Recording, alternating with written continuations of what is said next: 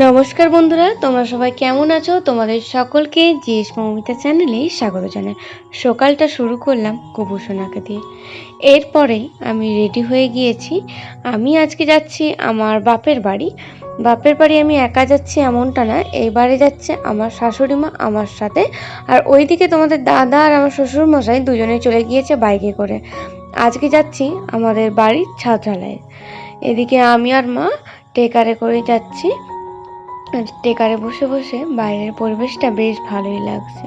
আগের দিন বৃষ্টি হয়েছিল, এর জন্য আকাশটা একটু মেঘলা মেঘলাও রয়েছে। সকাল থেকেই ছিল প্রচণ্ড মেঘলা মেঘলা।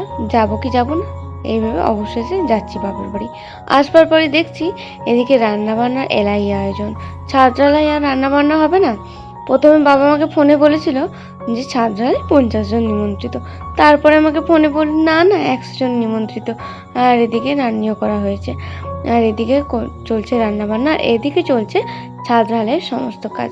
এবারে যে আমাদের মেন গেটটা আছে ওইটা দিয়ে এবারে ঘরে ঢুকিনি, বাপের বাড়িতে ঢুকিনি। পেছন গেটটা দিয়েই বাপের বাড়ি ঢুকলাম, সামনে গেটটাই কাজ চলছিল।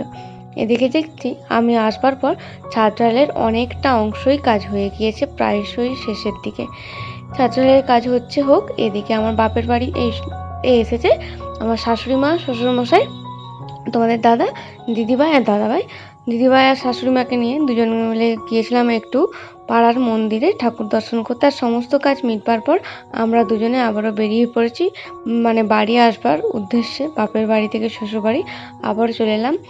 মাঝে আর কোনো ব্লগিং করা হয়নি, কারণ অনেক কাজ ছিল, অনেক পরিবেশন ছিল, এর মাঝখানে আর সময় হয়ে ওঠেনি। তো গিয়েছি সকালে আর চলে এসেছি বিকেলে, তো মনটা একটু খারাপই হচ্ছিল। আসবার পর ওকে বলেছিলাম যে আমাদের ওখানে স্পেশাল সিঙ্গারা একটা পাওয়া যায়, তো ওকে সেই সিঙ্গারা কিনে খাওয়ালাম।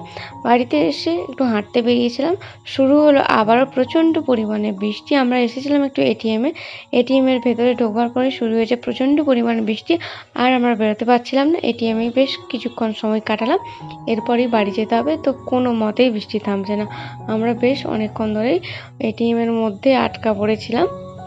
এরপরে এসেছি বাড়ি, আসবার পরে বানাচ্ছি রুটি।